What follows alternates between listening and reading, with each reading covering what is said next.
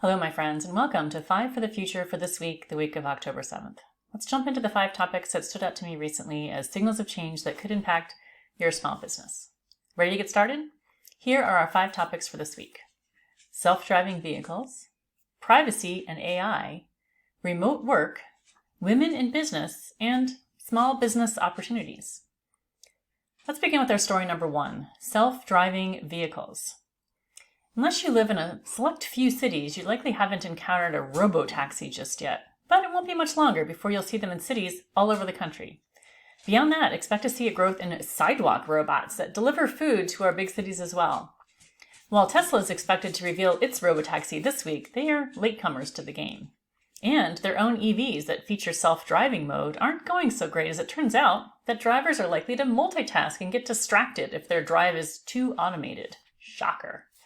Meanwhile, a business startup is focused on driverless big rigs that can drive on the highway, but will be focused on private roads between sand mines and oil and gas fields. The use of private roads makes it much easier to launch these trucks with minimal risk to other drivers. So what does this all mean to you and your small business? Consider any instances where you, your employees, your products, or supplies are transported from one place to another. We're on the edge of a shift in transportation. These port workers were not striking just for higher wages, but because they know their jobs are going to disappear as automation takes over. Would this type of automation be a benefit for you, or an opportunity, or a threat? Give it some thought now before these self-driving vehicles are everywhere. What might the future look like? As with any new innovation, we will have limited adaptation, and then somehow it will just be everywhere. It won't just be dock workers losing their jobs to robots, but cab and Uber drivers, long-haul delivery drivers, and more. And our cities will be a mix of humans and robot-driven vehicles. I, for one, will continue to enjoy my ancient manual transmission, human-controlled car for as long as I can before I surrender to the robots. And with that, let's move on to story number 2, privacy and AI. Did you ever stop to think about the license plate cameras that help catch speeding cars? Turns out the cameras taking images of your license plate are also taking images of all the bumper stickers on your car, and depending on where the camera's pointing, perhaps at yard signs, t-shirts of people walking down the street, and more personal data than has ever been collected before. And much of that data is searchable. On top of that, consider that your AI tools are listening to you. When you turn on AI note-taking for a Zoom meeting, for example, even if you have a sideline conversation, the AI is still listening and recording to that conversation. Or if you stay on the call after a group call to chat with a couple people, bear in mind that Otter AI will summarize that meeting in addition to the main meeting and share that with all the attendees.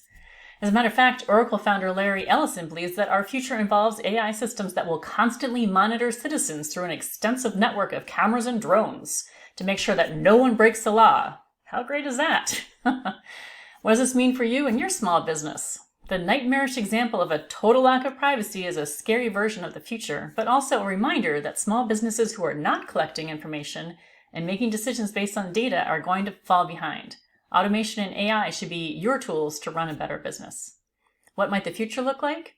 It's starting to feel more and more like now is the time to put some regulations or constraints in place for what AI should be allowed to do and how we can protect all that private data from being seen by AI bots, whether we want them to see it or not. Do we want our future to look like 1984? Or some happier version of that doesn't make for a very good science fiction movie? And let's move on for now into story number 3, remote work. Perhaps you saw the big news that Amazon is planning to require all its corporate employees to be in the office 5 days a week starting in January, a shift from their current 3 days a week rule. It's expected that they will lose many employees who don't want to return to the office every day. And it's expected that this decision will cause other large corporations to establish the same mandate, which will create a bunch of unhappy employees who do not want to go back in the office 5 days a week after years of more flexible options. All this despite the fact that several studies have shown that remote workers can be more productive and that requiring employees to work at the office does not help to build culture. So what does this mean for you and your small business? Consider the possibility of adding talented managers to your team by offering them some work flexibility after they reject the return to work mandate from their larger employer. This is an opportunity for small businesses to acquire talent, and likely will also become an opportunity for more startups as these managers quit and start their own ventures. What might the future look like? Imagine a future where the majority of workers do not work a traditional Monday through Friday 9-to-5 job.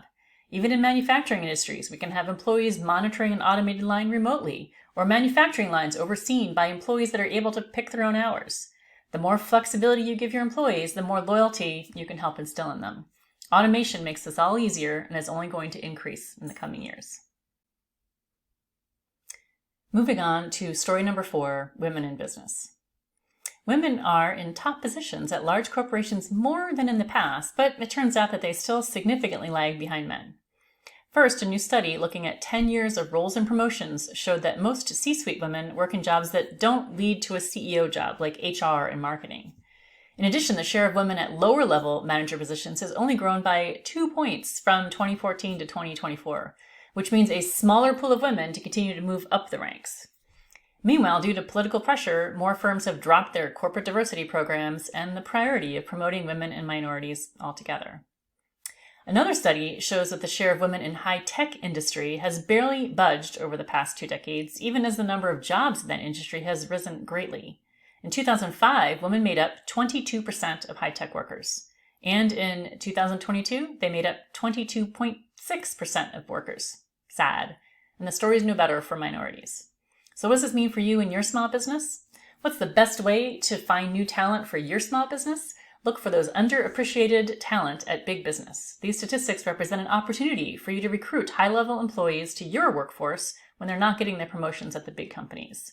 And similar to those workers seeking flexible work schedules, perhaps we'll see more women and minority-owned businesses after this group of intelligent, experienced, capable individuals sees no path forward in big business. What might the future look like? It's naive to think that talented women and minorities are only being overlooked by old white men who'll be retiring, which would solve the problem. Unfortunately, I think this bias continues to exist, and we'll have to continue to battle it. What does that mean for the future? Maybe more entrepreneurs and startups who are sick of the unfair rules in big corporations. Go small business! And speaking of small business, let's move on to our final story, story number 5, small business opportunities. Here at 5 for the Future, our focus is on helping small businesses find new opportunities and new ways to grow by paying attention to the news around us. A few recent news items speak directly to that focus, so let's take a look. First, some state-specific news. California's new $20 fast food minimum wage was expected to cause major job losses and price increases, but a recent study shows it didn't turn out to be the case at all. Employment numbers are steady, and price increases were minimal, like 15 cents on a $4 hamburger. Plus, it turns out that people who make more money also spend more money. And in other state news, Florida is the state with the most entrepreneurs enrolled in insurance through the Affordable Care Act, followed by California and Texas. Overall, 3.3 million small business owners and self-employed workers are under ACA coverage. Next, some generational news. Over half of small businesses are owned by people over 50, close to $10 trillion in value. Who will be the beneficiary of this value as boomers decide to retire and sell their business? Millennials. Last year, nearly 2/3 of business purchases were millennials or younger. Meanwhile, Gen Zers are planning to start new businesses rather than buy established ones. Almost half of them see entrepreneurship as a key component of their retirement plan, since they're ready to they're not ready to stop working, but they are ready to stop working for someone else. And finally, a warning. When bank branches in small towns close, employment growth at small businesses declines. That's right. Local bankers are the key to ensuring job growth among small businesses. So let's not forget that. Thank your local banker next time you see her or him.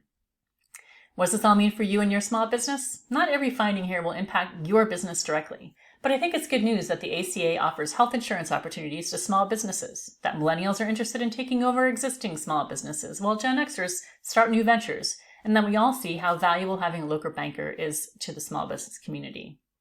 What might the future look like? In my favorite version of the future, small business owners are recognized for the risk that they take and the jobs that they create more so than those big businesses are recognized for the share values they inflate by laying off employees. Nope, I'm not jaded at all. And I hope it's clear to you that I am a passionate advocate for small business owners, because a change is coming to 5 for the Future, but the focus isn't changing at all. So stay tuned to learn more in the coming weeks. And that's it for this week. Thanks for watching.